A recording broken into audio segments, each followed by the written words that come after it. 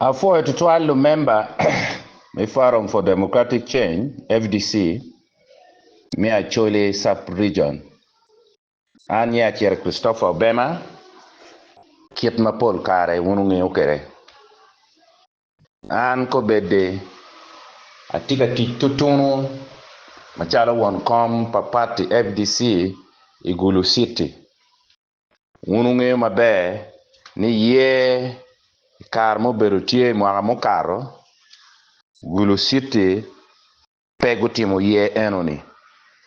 Ya choli kany mano bedo ki districts maroma ngwen matie Gulu City, Gulu District, Kiamoro, ki Kidgum mapego timo ye papati. Kian loke unjo mukeno ng'eyo. Owego party, owajo ni meno pe waromo bedo labongo tela papati i district mapego timo ye yene. Chi party okato ichimo dano adek ki district achiel ima ye potime. Ento ilachien party be oye ni meno kiromo medo dano ariyo mukene weko dok abich.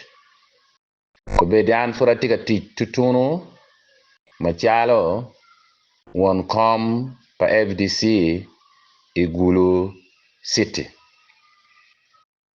Ng'ech ma miro miyone ki dano ma pia chako wechu kum lok ki kome ma weko tin ana tika lok kwedu i WhatsApp group enni. Party ti achiel ki ken ma headquarter ne tie Najana Kumi.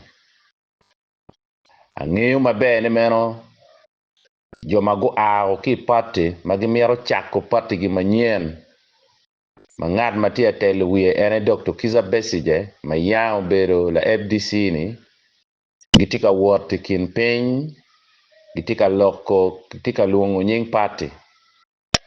Ento luongo nying party ma giluongo ni giluongo ki yup me chako party gi manyien gitika timo gin ma kiluongo ni consultation. Wang'eyo maber ni kumalo me Uganda kany watikulo member magiti te party FDC ento gin gitika ripe kidul mago pokero ki kum party FDC me chako party gi. Wano tikilo member me parliament abichiel ya chuli kany ento kuma abichiel gin weny kachala mag Kiamoro gulingo peng'eyo kama tam gi tiye. Ento joma wano ng'eyo tam gi ere ya dek mukene ni makobede gin tika chako party manyien kun gi ao kikum FDC. Eno ni petika mine waluoro mo. Eno ni petika mine wakala mo. Party tika meda nyim kitiako ukori gi meneno ni meno aloka ma mitte Uganda ni uberu tie. Wano tika meda nyim kubere party tika choyo lo member mapola ata. Wachako gin makiluoni e-registration. Choyo me doko la member kuni tiyu ki chim mamege itiyu ki computer itiyu ki en nyonyo pamono ni chichone doko lo member. Jomukene tika mine giluoro ni ging'eyo ni ning eno ni gin mayot kubere wano tiki office pa party e city kany ma office pa party ni eno ni aye kibitich kwere pi joma pegi bing'eyo kit mechone eno ni kifuonyo gi chigi ng'eyo. Bene wabichako nong'o team magibi wot i village ki village ma bene team eno ni gien bi mbok ng'ech ki bene gibichoyo dano i kit ma party uyubo kere. Yupi eno ni kichako gin makiluoni launching nyo ye tiara tie bot luak makobede wando timo tiara na ti bot luak ki headquarter pa party matina Najana Kumi. Ento ki yer kabira beach ma omiero ki tim ti eno ni gin makiluni first phase ka dok wachako second phase. Kiyero Soroti, kiyero Bale, Kasese, Gulu, Kiarua. Wandong watimu tiara tie Isoroti. Kama rally madit, mati history mi Uganda, ni rally ma dite tian mukwa Isoroti. Wilobo dujo bedo shock ki kar maki chieno Mbale. History mi Uganda, rally maki wachi pudano do bedo. Uloyo rally mo ki ken manaka yam ki chako ngini Uganda bedo tikwede. Uloyo wa rally mo ki ken maberi kololo ki tian mukwa rally ni enunu bedo Mbale. Ma FDC ayo yobu. Rally wa unyo launching wa kubere pato yobu ninda dek miduma boro pia choli sub-region. Mao bebere Gulu City ikawona ground. Kwena mati kachwal ni erni tie bot do memba me party ko duju mati a choli ni ubin were unen chet makitiero keratie lok me choyo dar me bere memba me party pa FDC. Man ti peluak me a choli walego dan wen kere de tamo ni party ni pat nye pe party mo ken koy bini nen kitalu FDC tiero kere church mamegi kawet bene mok tammi kone ramo bere ye unyo pe ramo bere ye. Ma pia ni da dego ramo warbe bere ki ka chokke matino tino i district mapopat ni ya choli.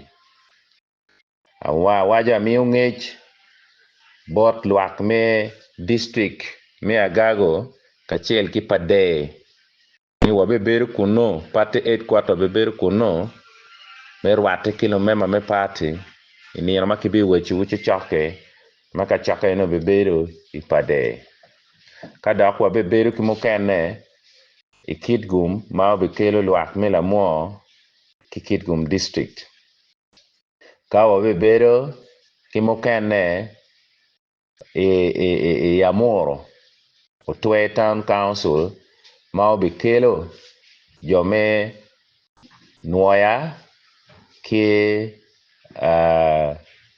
Amoro kachel kada kwa beberu mukene ma bebe kelo lumema magitie ya Gulu district Gulu city Kiomoro beberu kachel mano betimme mabno pia ni na dek ma kachake madit beberu tiene no ramo donc lega na tiene meno ka in la FDC ini chwago pati me FDC pok ngech ma ana wajo ni o bot na wen atiyo go chim bot chairman me Amoro tiki ngech ne ka chako beberu botgi pade tiki ngech adong ke go chim awajo bene Kilu City adong mi ngech bot jo mokene bene ento matika wajo neni da ngini ngech do be o botu yoro yot ang'eyo dano ti WhatsApp group mapol ento te WhatsApp group machalo eni chalo gina pier tek iri ngech madong ara tika wajo neni aye ngech ma inde ti kwere pedare itam ni kong dore ko ke goni chim piri keni kai wata bet ki ngech rally madit ma party bitier kere tie choil mema gi bebere ni na tek miduma aboro Gulu City ekawona ground ento kachoke matino tino obebere district mapopat mano pia nini eni oromo alego jomati city me Gulu la wo yaberu yom ni ki forming committee me yobo yope enoni ki yer won kom me yop me rally ni enoni ti boru court sande mati kansila me peje prison court sande lege mitit matek meneno ni yopi eno wor maber member Wano tie I karma wa miro tich matek minene party okwanyo loch.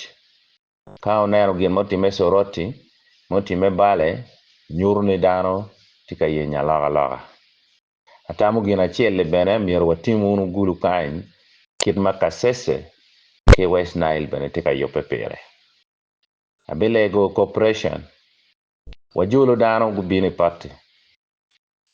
Kare bet ni meno muranga mogo pa ochiek ki kar ma chichoki ento fut waromo tono kara tuana wek ochieki wek luak mi Uganda ocham.